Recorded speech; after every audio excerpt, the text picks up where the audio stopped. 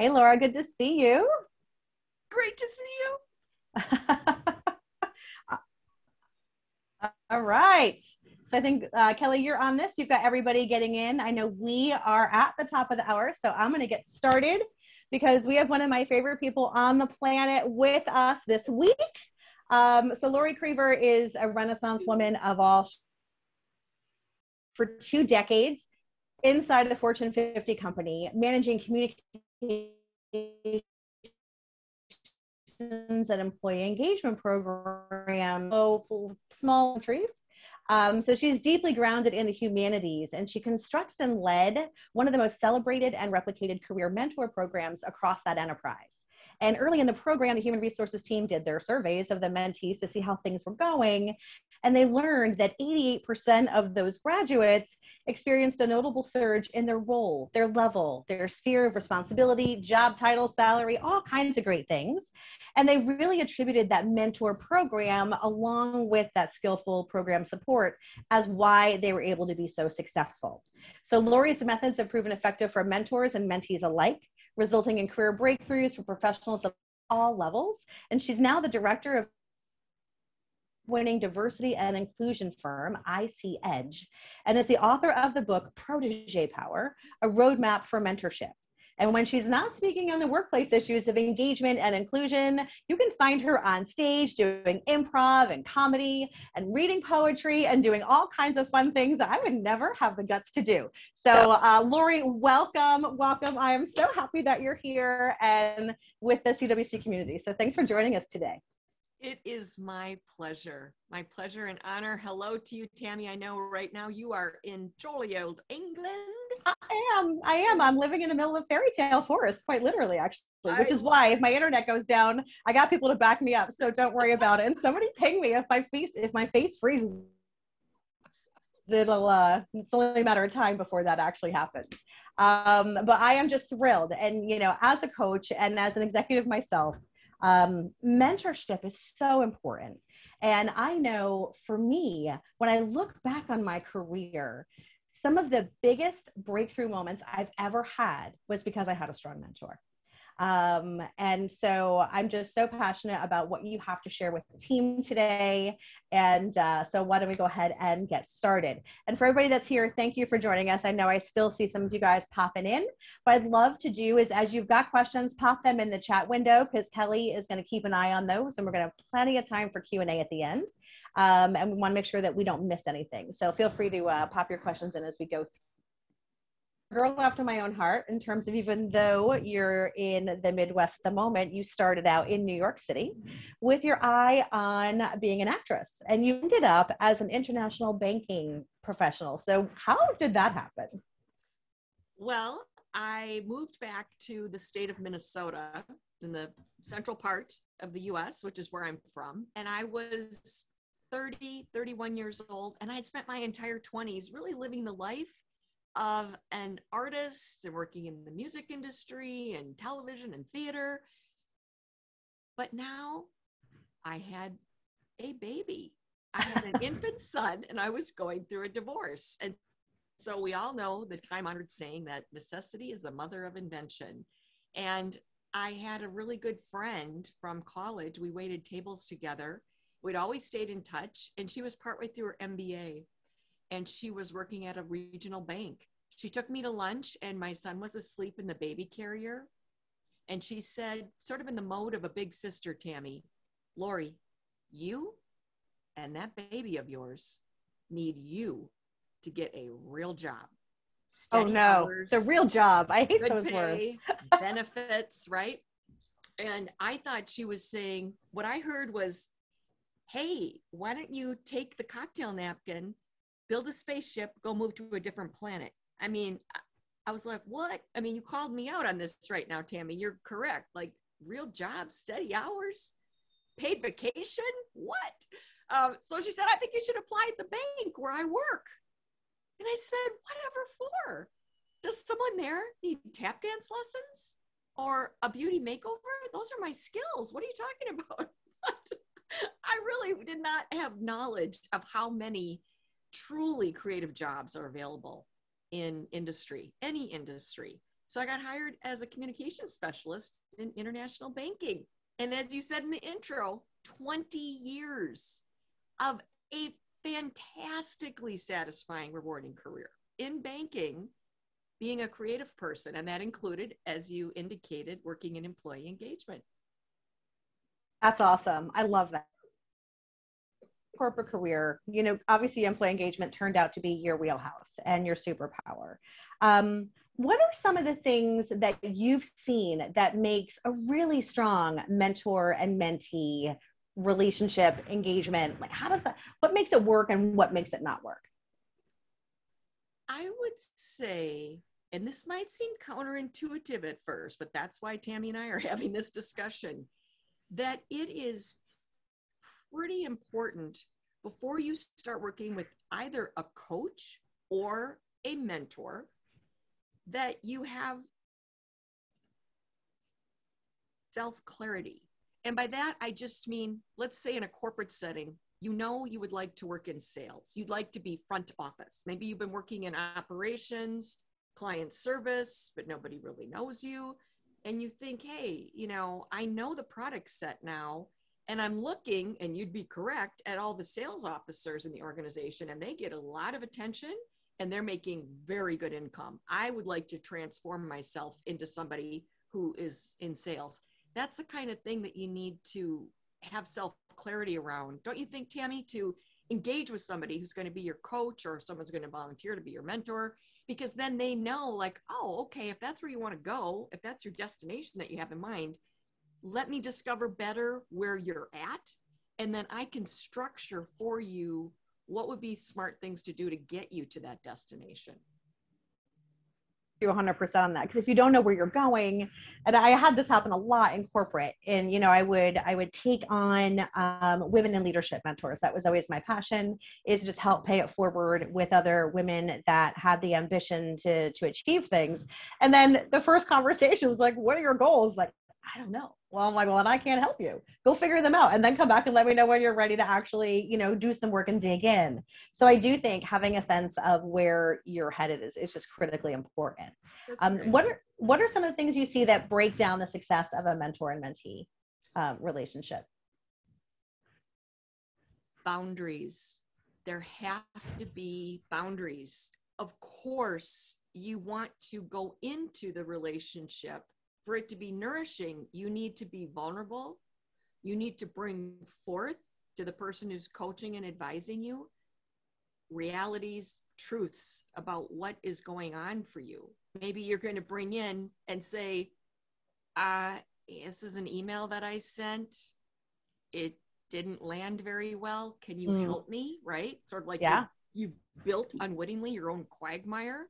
At the same time, it's a calibration exercise, as so many things are, where you can't go in every single month and just be dumping and just be dreadful and just like this gray cloud, right, on the mentee's calendar, on their diary, we would say in England, Tammy, where you are today.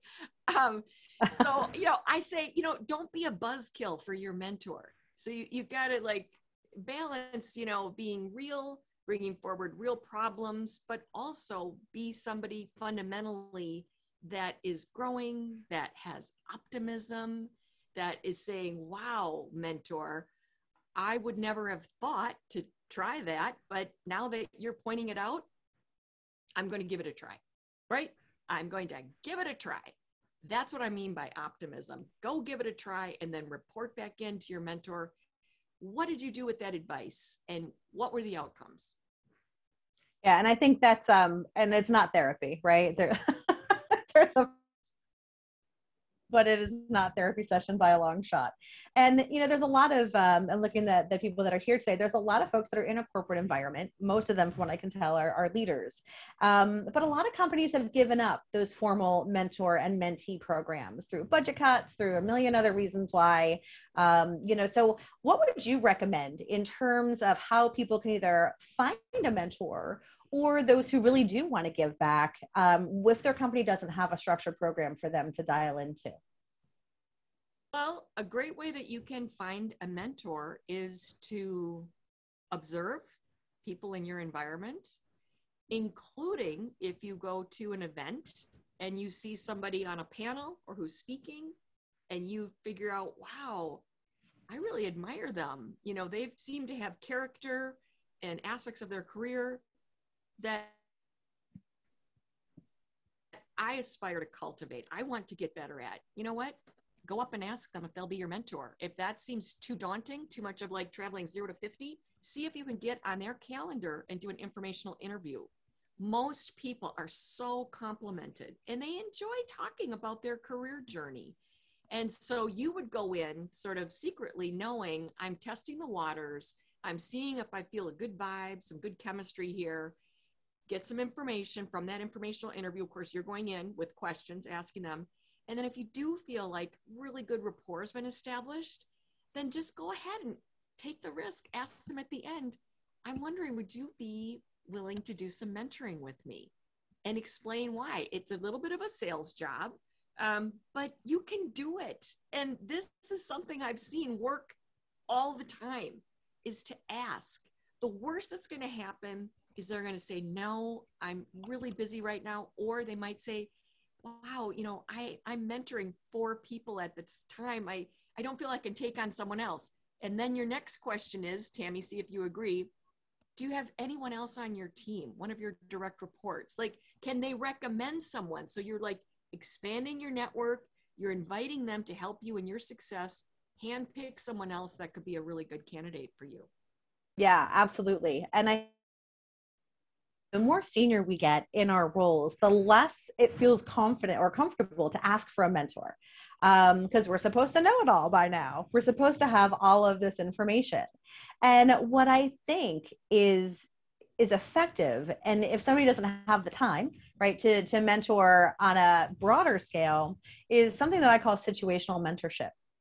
And that's like, instead of saying, will you mentor me because I've got a goal to be this next and need help and guidance along the way, but noticing and recommending something that that person's particularly good at, a skill of some sort. You know, whether it's, you know, you nail the boardroom presentations every time and I can't get my story small enough, to, you know, you can command and control a room. And I love your, that one thing that you very specifically want to glean some expertise off of, especially if you're in a more senior level role. I find that works really, really well. And just saying, sure, I'll show you some pro tips on that, versus having that longer commitment that sometimes mentorship takes on, right, for very, very busy people. So I think that's another thing to think about in terms of how you can structure that if you don't have the opportunity. And we all need to continue to learn. And, you know, as soon as somebody's 5 minutes smarter than you, then they're ready, you know, then you can get some help from them. And so I think that's really, really important. Yeah, I want to build on what you just advised. And I so agree with you. A situational mentorship appointment. Maybe you reach out to someone and say, may I buy you lunch? I need to run something past you and I want you to weigh in. I would love your perspective. I would love your opinion. I definitely did that during my 20-year career. If I saw someone, I knew they were like quite a busy leader, as you're describing, Tammy, but especially on relationships. Like, I was having a real tough time with a person in a different city I needed to have a good work relationship with. And there was someone in my market that I observed, she got along with this gentleman wonderfully. And so I was like, what are her tactics? Yes. What are her insights? How can she advise me? Because like you say, Tammy, it's impossible to know everything, and people are so complex. And so that was just very well received. We went out for an hour and a half. I bought her lunch, laid the cards on the table. She gave me confidential, outstanding guidance. And that was it. Informal mentoring works beautifully. I love it. That's awesome. So you wrote a book called Protege Power, which I love that name. Is an older word, and it shares a root with the word protect. So commonly, historically, a protege would be someone that you would take on, that you help them to advance, but also with a view of protecting them, you know, from maybe people that would do them harm. I don't know, for some reason, Tammy, I guess because you're in England right now, I'm thinking of a Charles Dickens type story. That's where you find protege. But that can also be a word that we use similar to our more contemporary term in workplaces, mentee. So protege is the older term, mentee is maybe a little more hip. And now in the last 5 years, I've heard sometimes that if you have a career sponsor, you're the protege. If you have a career mentor, you're the mentee. So those are some terms that are out there, but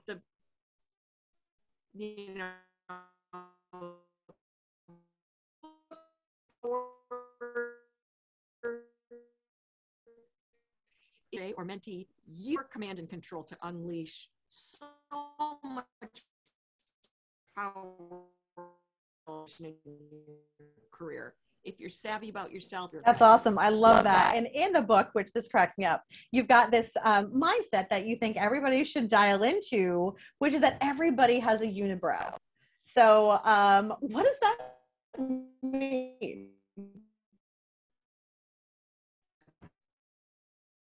Well, it's inspired.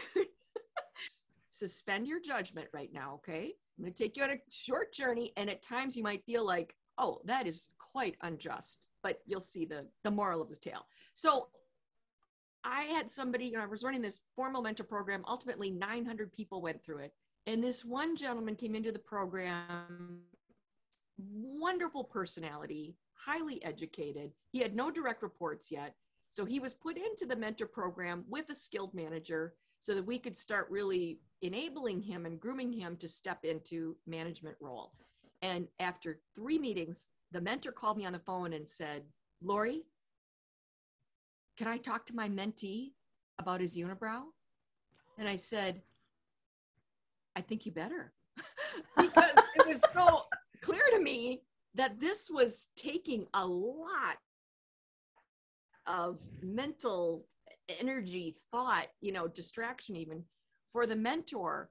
And so this is where I say you have to just sort of suspend judgment for a moment. It's easy to go to a space, men or women, and say, wow, that's so unfair. People should just be judged for what's on the inside. And you know what? I agree. But until that day in the future where that is how we judge people and draw conclusions about them, whether you're male, female, like, use the assets that you have got. Use wisely the assets that you have got. And so with this mentee, he was coached and he benefited so greatly to just go to a different level of barber, right? A different level of male grooming. And this was a revelation for me as well. This is when I learned all of these senior men in corporate, they all get really good grooming, right? Folks, we're talking nose hair, ear hair. He just needed a little waxing right here. And it really is just because you don't look at yourself hardly ever during the day.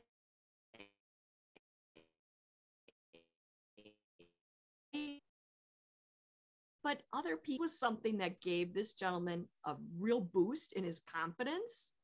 And he got promoted. I mean, by the end of the program, he was promoted. He went on to run a region.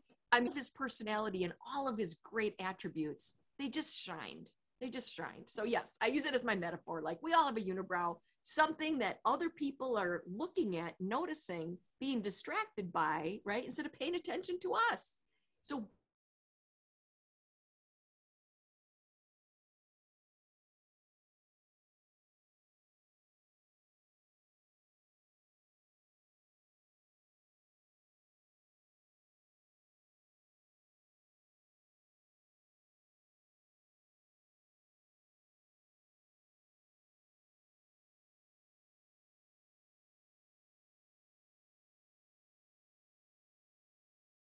Out when we talk about tips that you can give somebody who's being mentored at the moment, so the protege, what advice can you give somebody to really get the most out of that opportunity? This is so easy to say and not easy to implement. Be coachable.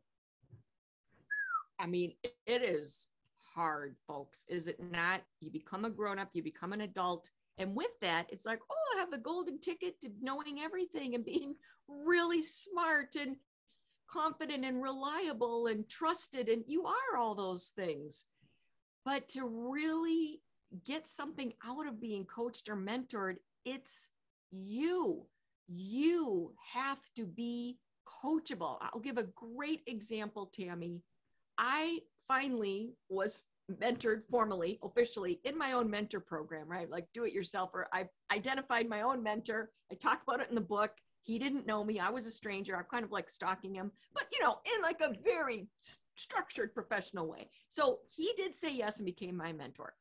I was explaining a situation to him and he said, you should read this book. And he named a book, which was not a career book, was not a business book. It was a memoir. It was a memoir about some dude. Okay. Of course, faithfully, I had to follow my own advice to be coachable. I went to the library. I got the book. I read it. And I came back and I was being very polite, like, oh, I read that book. Still don't know why I had to read it, but I read it. Learner. I did not know why I had to. Okay. So the book happened to be about a young man, and it was during his middle school years. And it's a really good book. It got made into a movie with Robert De Niro and Leonardo DiCaprio called This Boy's Life. Okay. And I had been talking with my mentor because he had a son older than my son about just some challenges. My son was a middle school age boy. So flash forward 3 months later, big light bulb goes off. I went, oh my gosh, I have not had an argument with my middle school age son for 3 months. What changed? I read that book. I went back into my mentor and I said, I got it. I get it. You wanted to give me some understanding and empathy of what does the world look like if you are a middle school age boy, which I did not have in my lived experience. And I said, that has been so truly helpful. I just have so much more empathy and understanding for my son. So I think that's just a wonderful instance of, even if the person who's your coach gives you something that to you seems off the wall, right? You're like, what is this? Just try it. Just be coachable, be open, give it a try. What's going to happen? It might create something extremely welcome and useful, as in my example. Yeah, that's awesome. I love that story. And for those of the people who are here in the CWC family, they hear me say a million times, trust the process, right? It's like, why do you have me doing this? And I'm like, just trust the process, just do it. And you'll love it eventually, maybe. So yeah, there's always that journey that people take. And I think that's really important. And so let's flip the coin a little bit and let's talk about mentors, because we do have a lot of leaders on the call today as well that take on mentorship. And I think one of the interesting things I'd love to get your perspective on is really the difference between managing and mentoring, because there's that coach. And, I think as leaders, we find ourselves in those opportunities. So how as leaders should we be thinking about mentorship, coaching, leadership, all of those things, and how do we show up better for our people? Well, I'll tell you, if you have the very good fortune, and I have a few times, of having a boss, a manager who's also a really good, skilled mentor, it's a blessing. I mean, that is rare to have both. Fundamentally, a manager has duty to their operation, their team, the betterment of their organization, their company, right? Mm-hmm. So their strongest filter is very likely going to be what is going to be the best for the team. Whereas a mentor, of course, isn't going to coach you into doing something that's negative impact for your team. But their filter is more what's best for you. What is best for you? And obviously, a mentor is going to be in a much better spot commonly to help you identify when you need to be leaving that team. You need to be exiting that role and moving on. And that's going to be less easy to see for a manager. A manager sometimes, if they're really invested in their team, it's sort of like your parent.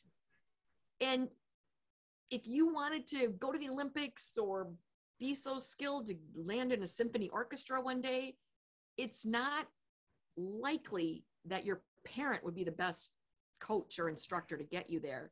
It's more likely that you would have somebody from the outside because they're more objective. So I feel like a mentor is someone you want to seek out, or coach that can bring a good amount of objectivity and just help you a little better see that forest, whereas your manager, likely they're living in the trees with you. You know, that's a perspective I have. But well, what do you think, Tammy? Because it's a great area that people do, you know, just cherish having some good understanding on.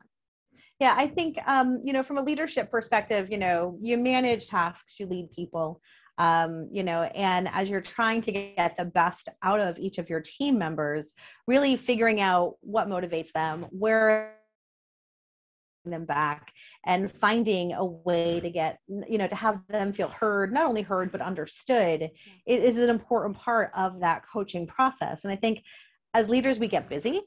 We, you know, get sidetracked. We don't have, you know, the time that we like to spend.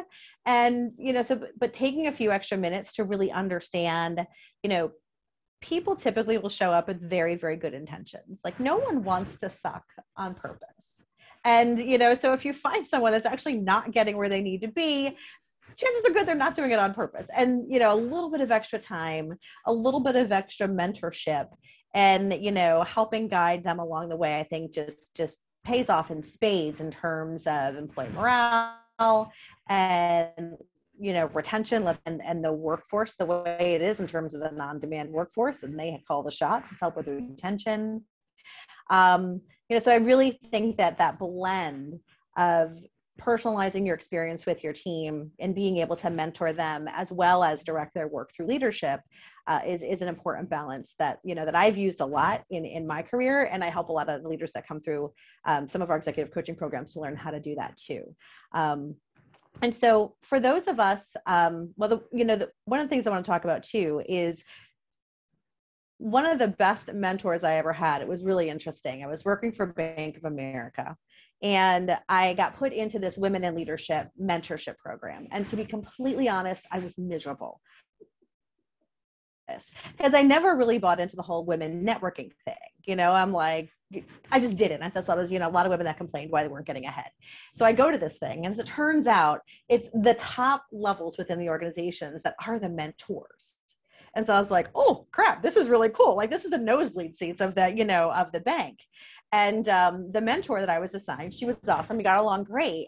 And she's like, you've got this program for 1 year. She goes, your job is to get in front of all 30 mentors and, you know, make sure that you get in front of all of them for a one-on-one meeting. Now, these are powerhouse women that are managing thousands of people. It's just insane. I'm like, they are not going to want to meet my sorry ass. And they're like, no, yes, they are. And so made those conversations and got through all of them. Questions to all three mentors. The first one was, you know, tell me more about the bank and how you make money, because I had come from outside the industry, so I didn't understand how all of our money was made. You know, what is the most important thing I need to know to adapt to the culture of the bank, because I was new and a bit of a renegade, and that was not serving me well at the time. I know that's probably surprising. And then, you know, if you had one, you know, what are the three top characteristics of the most successful people at the bank? You know, so those were the things that I asked.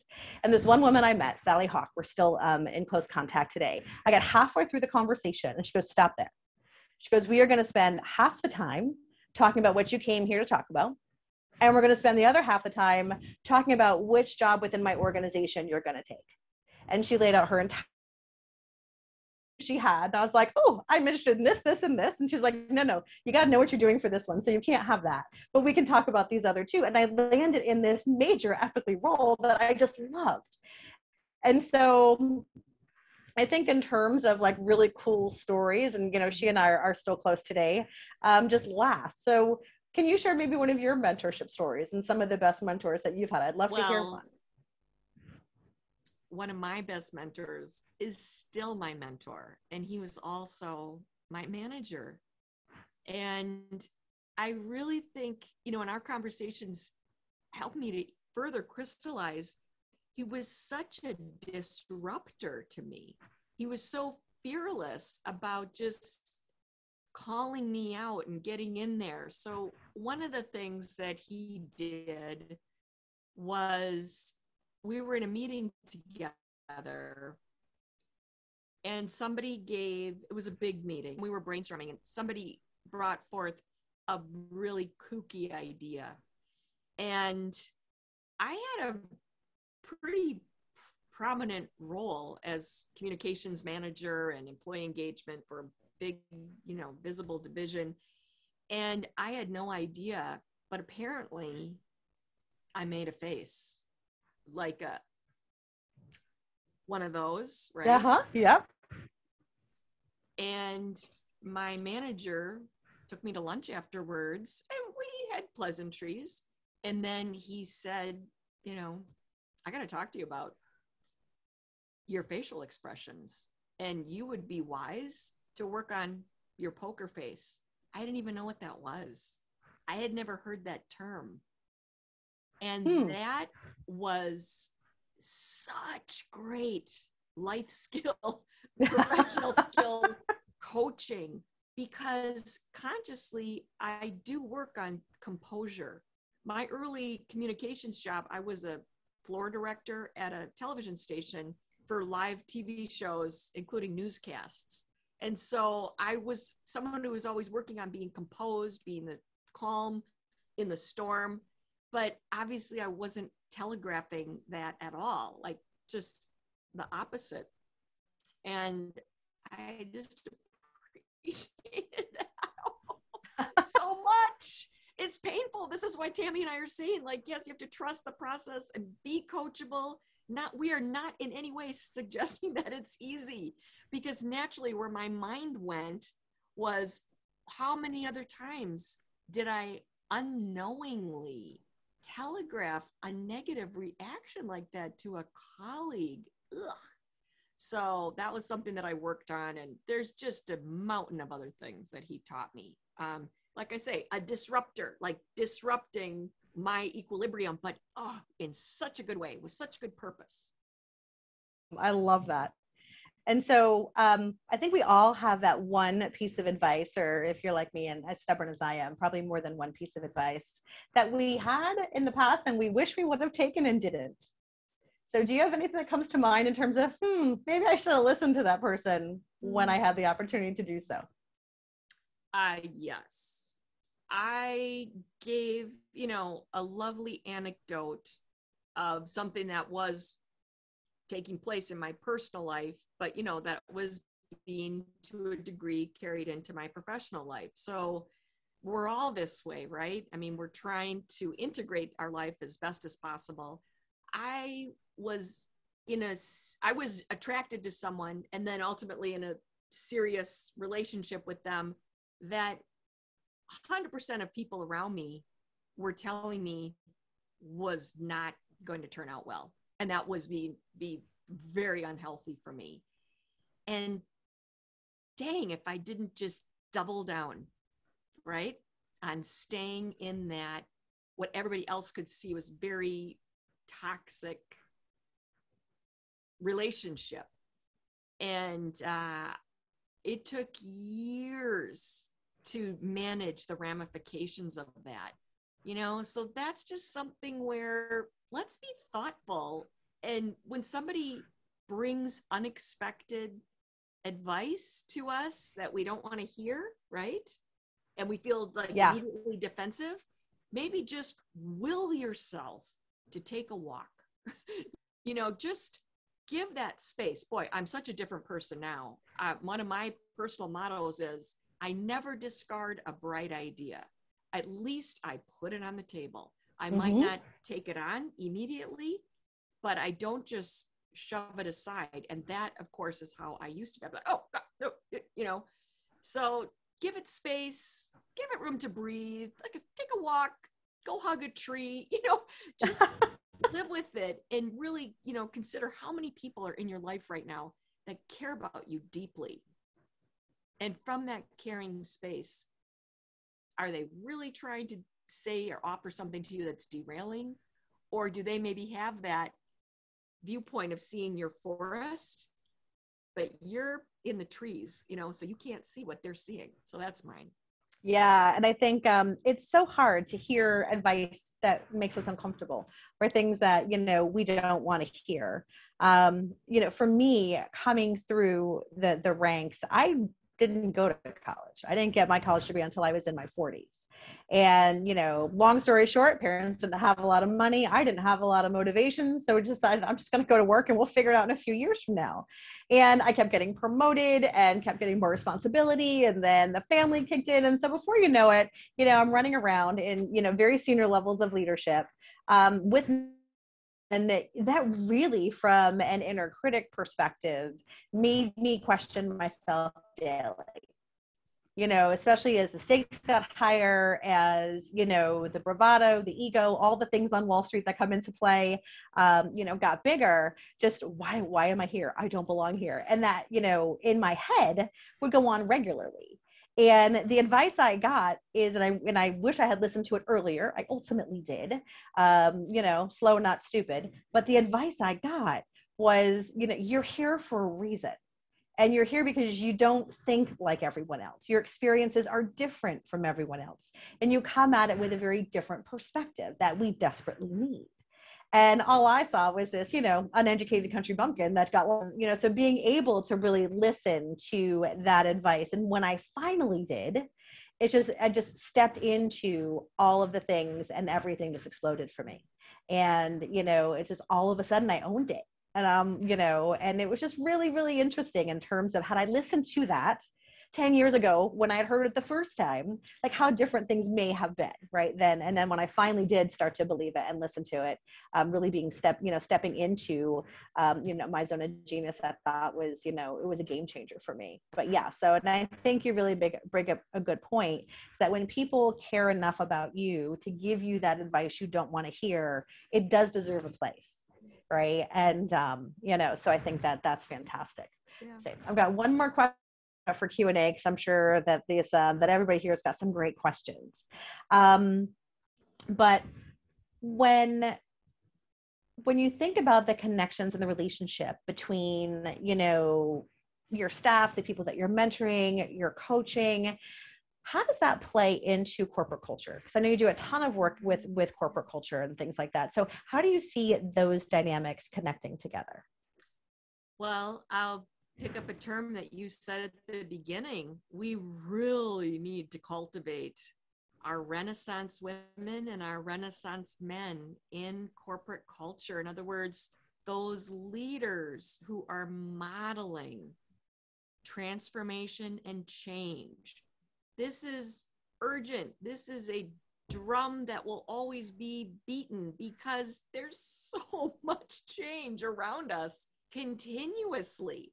And I say to people, just go study who was on the Fortune 500 list 15 years ago, 10 years ago, 5 years ago. That deck, sadly or not, continuously is getting reshuffled. In other words, if people in leadership roles aren't willing to innovate, aren't willing to be humble, pay attention, pivot, be nimble, right?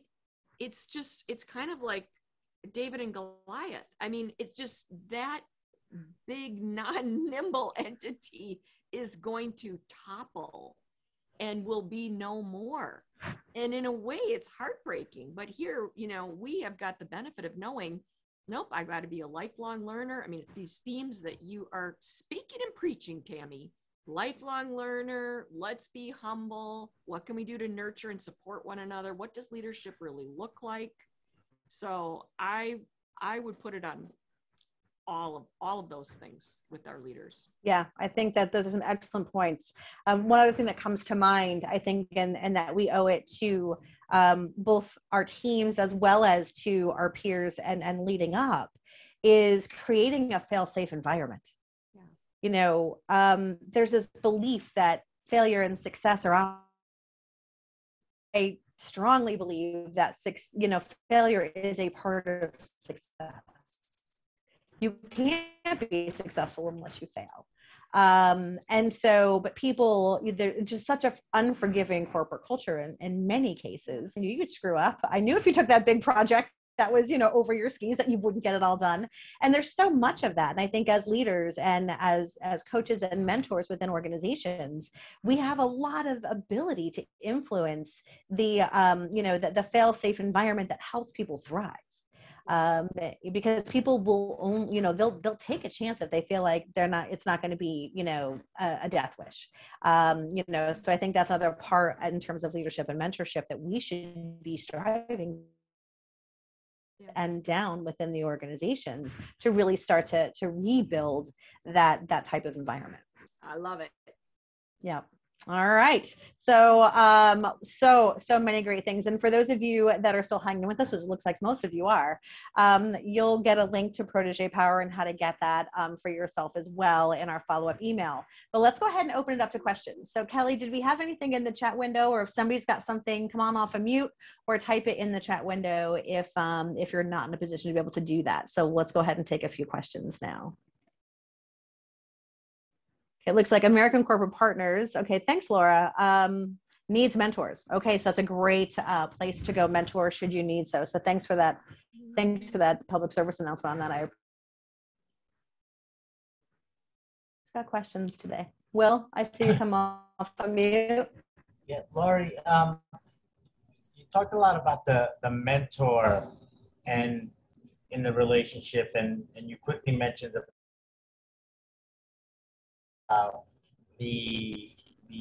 mentor. A mentor can kind of help make a mentee more comfortable or open to being mentored. I think it would be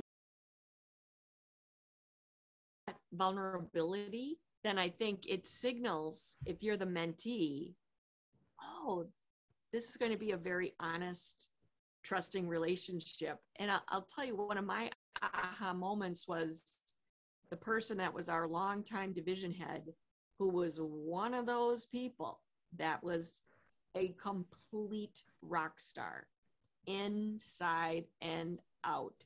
Everyone knew this person, admired him. He was, on all these prominent committees for community support and helped to co-found a graduate degree program in his city for people that wanted to pursue nonprofit careers. I mean, just on and on and on. So most of us coming into the workplace, when we would see him, get to know him, he was just amazing, right?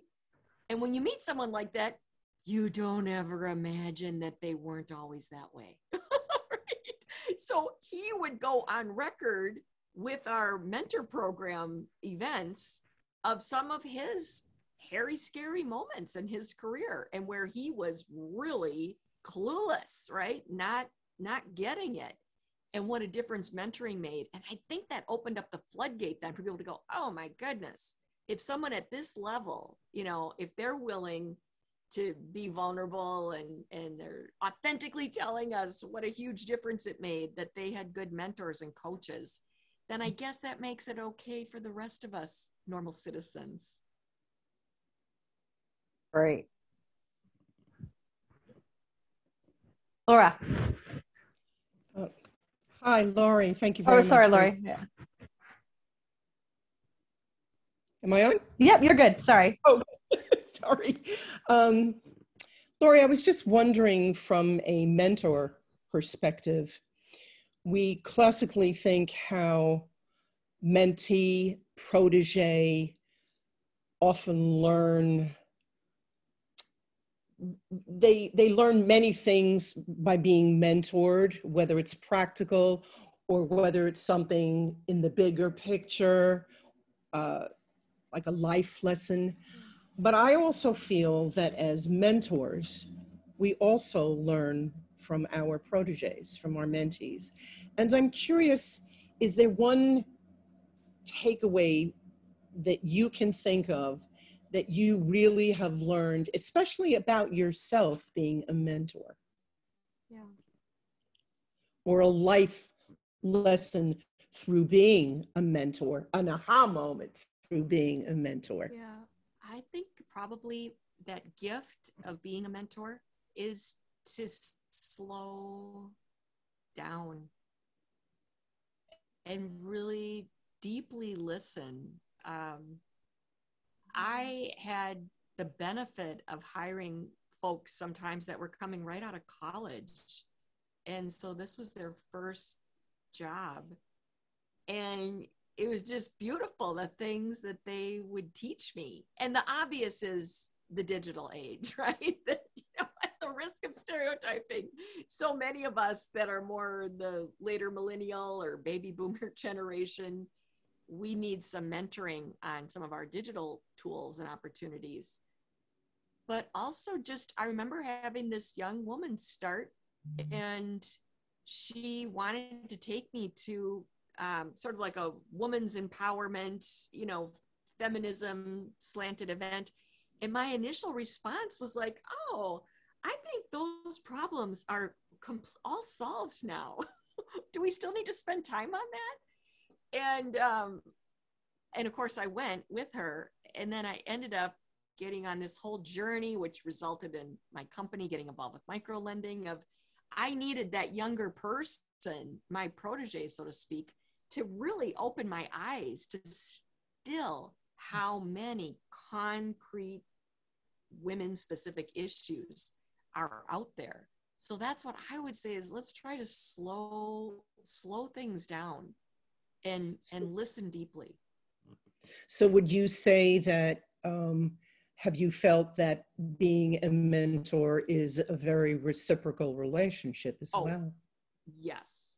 I feel like instances where I mentor, I get possibly more out of it than the mentee, because they just have such different perspective. And if it's within your same company, like if you're coming from a large corporate environment, these are like very different communities, different parts of your organization. So that can be some quite rich cross-pollination for you to mentor someone who's not in your department or division. Can be amazing. Love that. All right. Who's got another question for Lori? I do. This is Sam. Great. I have a question, either Lori or Tammy. And hello from Kentucky. Hello, hello. Is on mentoring, what do you see as the efficient, I guess it could be a standard or a baseline, but I know it's variable for everyone, is a good frequency of how many times to meet with your mentor? I know it's all relative, but not to sit there and then you go every week and then you don't have time to be able to digest what we even talked about. And so your growing process kind of stumble a little bit. So I'm excited to hear about what your experiences have been and what's worked best for you guys. Great. Lori, why don't you kick us off and then I'll finish up. I like each pair should decide at the beginning for themselves what would suit them, but I like the frequency of once per month for an hour or an hour and a half. And if you're not in the same city, which is fine, can you do it over, a facial Zoom or WebEx or something like that so that you can see each other's body language as well? I think it can also potentially be workable to go twice a month. I've only known one pair that was meeting for 30 minutes every week, but whoa, that mentee was like firecracker, very high capacity, and they were just demonstrative of so much appetite, and they were definitely doing everything that the mentor was suggesting. But I think that's a bit more of a unique situation relative to, I think what you're looking at is the person has a job to do as well and needs to perform superbly. Tammy? Yeah, and I'm with you on the once a month. So what I would normally do is we'd meet once a month, but then, they'd have the bat phone if they needed it, right? So to your point, when if they stepped in a meeting, or like you mentioned earlier, an email that didn't land very well, or prepping for something, then, the bat phone was always there. But then I would also do a mid-month check-in in terms of accountability, because I think that's part of where I see most mentees need more backup is in execution, right? They're excited. They've got all this ambition. You have this meaningful conversation and they're shot out of a cannon And then they get back to their desk and there's a million things for them to do over and over and over again. So it's that help of making space for that execution to practice whatever it is that we're talking about. And so for me, there was always that over email, that midpoint check-in saying, how are you doing with this? And, I'd normally have them tell me, so I didn't have to go after them. That showed me that they had some initiative and it was still top of mind, but it also really helped guide in terms of, let me give you some ideas on how to make more space if you're not getting as much done as you hope to in between sessions. So Sam, does that help? It does, absolutely. Thank you. Awesome. Great question. All right. Who else has a question for today?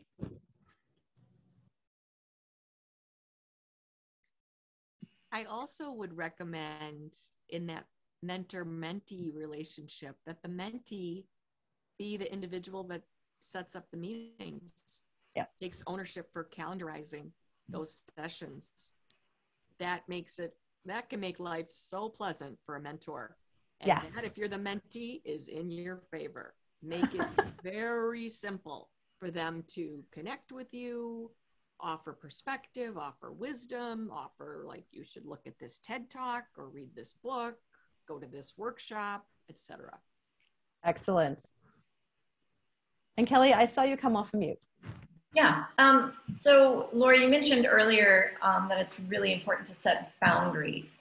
Can you give some examples of what type of boundaries that we should, be especially aware of, and any pointers how to manage them?